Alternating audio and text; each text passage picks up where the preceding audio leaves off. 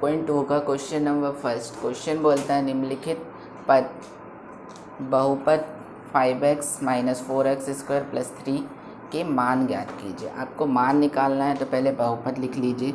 आपके पास बहुपद है 5x - 4x स्क्वायर प्लस 3।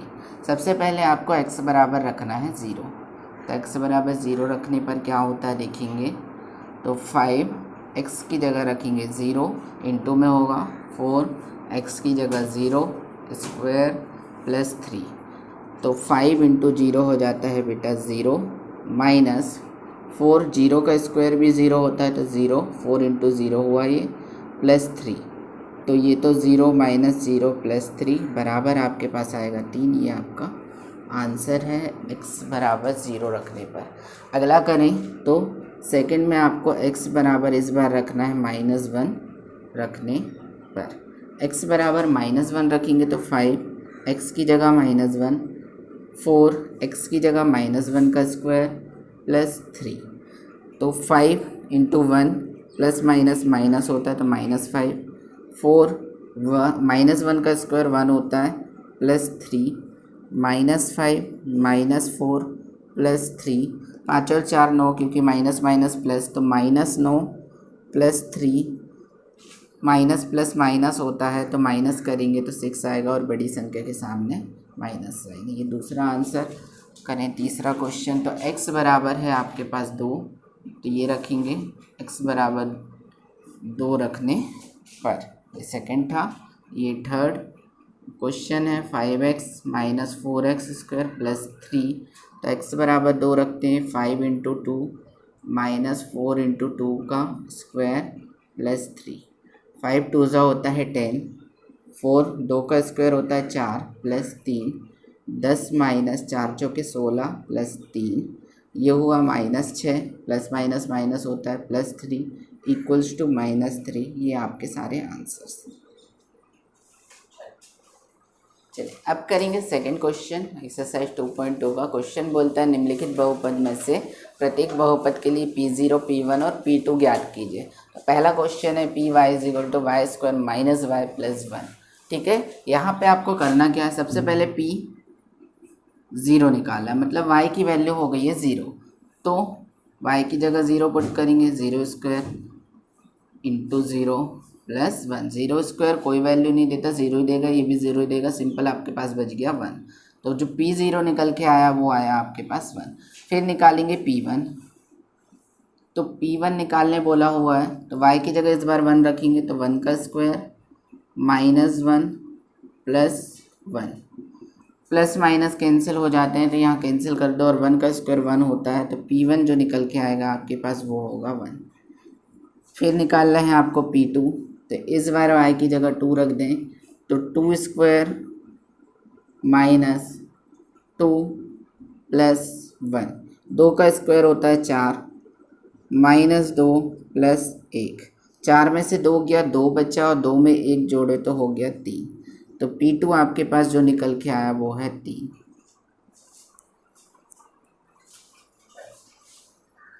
अब करेंगे सेकंड क्वेश्चन। ठीक है, PT बराबर 2 + t + 2t² - tq। ये है आपका क्वेश्चन।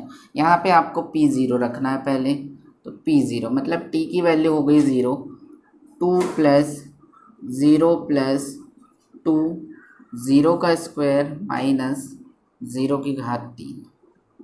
तो यहाँ पे 2, 0 से कोई लेना देना नहीं है, ख़त्म। 2 इंटू 0 हो जाएगा, ये 0 का स्क्वायर करोगे तो 0 ही आता है, तो 2 इंटू 0 ये भी 0 -0, तो सिंपल आपके पास बच जाएगा 2। तो P0 जो निकल के आया वो है आपका 2। फिर आप आगे चलोगे, आपको निकालना है P1। तो P1 t की जगह इस बार 1 पुट करोगे, 2 + 1 + 2t² है मीन्स 1 का स्क्वायर माइनस tq तो 1 का क्यूब। 2 + 1 हो जाएगा 3, ऐड कर लेते हैं। 2 1 का स्क्वायर 1 ही होता है और 2 इंटू 1 हो जाएगा आपका 2 -1 क्यूब 1 ही होता है। तो 3 + 2 5 और 5 में से 1 घटा दोगे आपके पास तो ये आएगा 4। तो P1 जो निकल के आया वो 4। अब आपको निकालना है P2।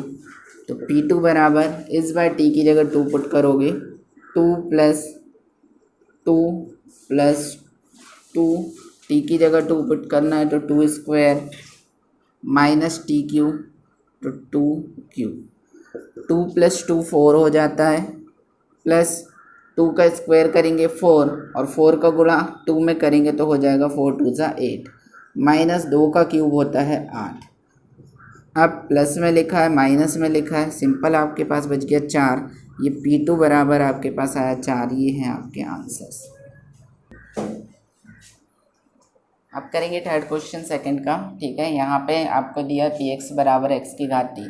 तो पहले P0 मतलब x = 0, तो 0 की घात 3 ये हमेशा होता है 0। ठीक है, ये आपका पहला आंसर। दूसरे आंसर की बात करें तो आपको रखना है P1, तो 1 की घात 3 और 1 की घात 3, 1 का 3 बार गुणा तो वही आता है 1। ये दूसरा आंसर। और तीसरा P2 रखना है, मतलब 2 की घात 3, इसका मतलब 2 का 3 बार गुणा, 2 × 2 × 2 = 8। ये हैं आपके सारे आंसर्स। अब करते हैं फोर्थ क्वेश्चन। फोर्थ क्वेश्चन है Px = x-1 एंड x + 1। तो सबसे पहले P0 रखना है, तो P0 तो x की जगह 0 रखेंगे 0 - 1, x की जगह 0 रखेंगे 0 + 1। तो 0 में से -1 सब्ट्रैक्ट करोगे -1 ही आता है, इंटू का साइन है बीच में, 0 + 1 1 ही आता है, इक्वल्स टू -1 × 1 ये होगा -1। ये आपका एक आंसर। फिर रखना है आपको वैल्यू P1, तो x की जगह 1 रखेंगे तो 1 - 1 और ये होगा 1 + 1। 1 - 1 होता है 0 और ये होता है 2, और 0 × 2 किसी भी संख्या से 0 का मल्टीप्लाई करोगे 0 आएगा, तो P1 है आपका 0। ये दूसरा आंसर।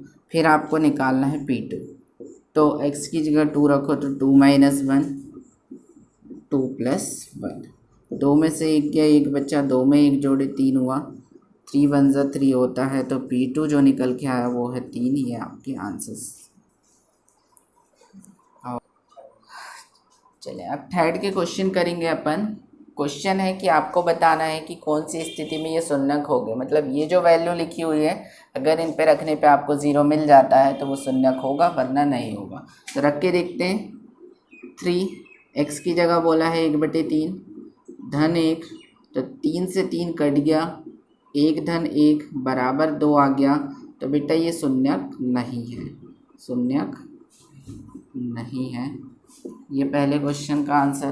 दूसरा क्वेश्चन सॉल्व करें हम, तो क्वेश्चन है 5x -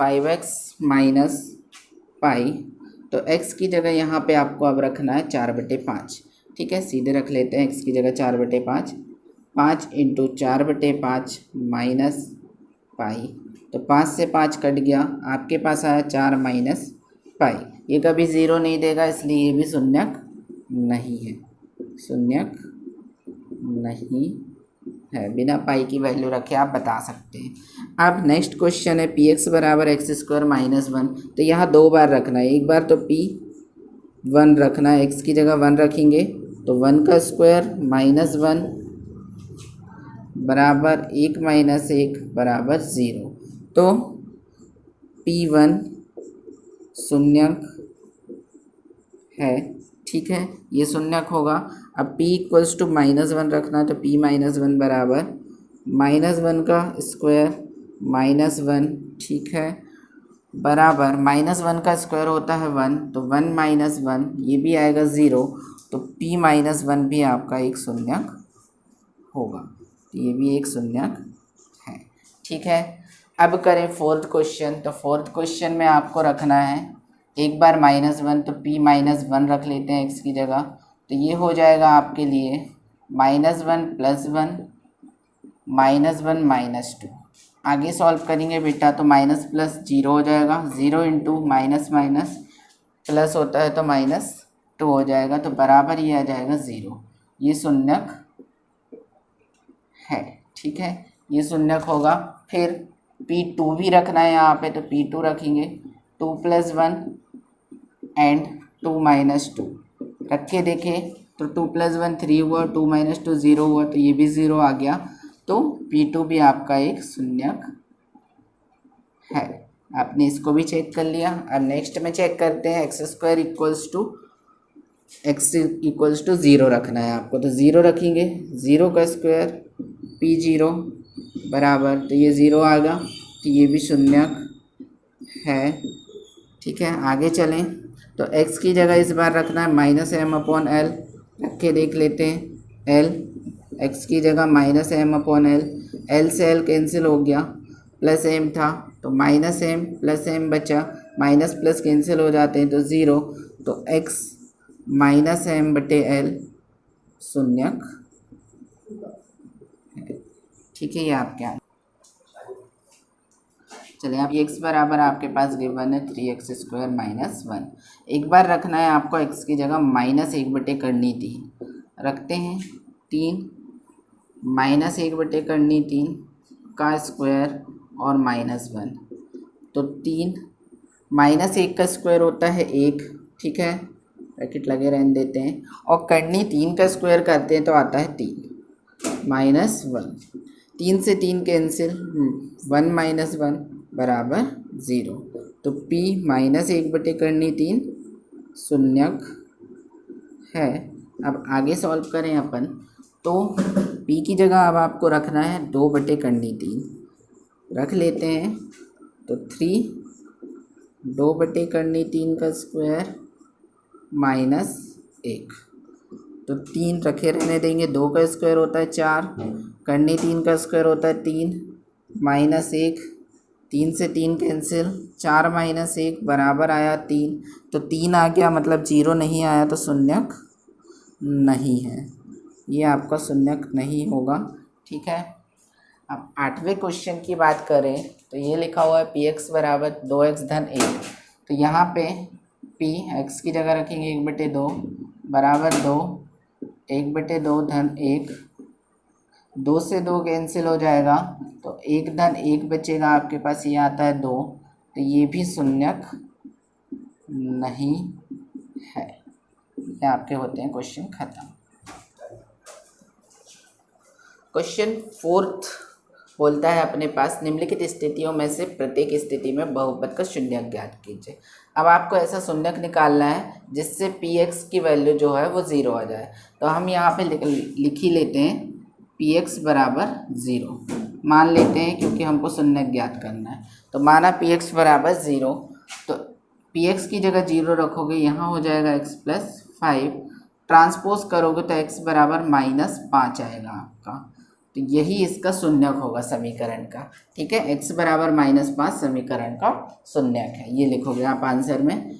फिर अगेन px बराबर 0 रख लोगे, तो 0 रखे, यहाँ x - 5 ट्रांसपोज कर दोगे तो x बराबर 5 निकल के आएगा, और यही इसके लिए शून्यक होगा। ठीक है, x बराबर 5, क्योंकि ये वैल्यू जब आप इनमें रखोगे तो ये 0 देंगी। फिर इसको सॉल्व करें तो px बराबर आप 0 रखो, यहाँ 2x + 5, पहले 5 का ट्रांसपोज तो 2x बराबर निकल के आएगा -5, और x बराबर इंटू में है तो -5/2, यही इसके लिए समीकरण के लिए शून्यक है, -5/2।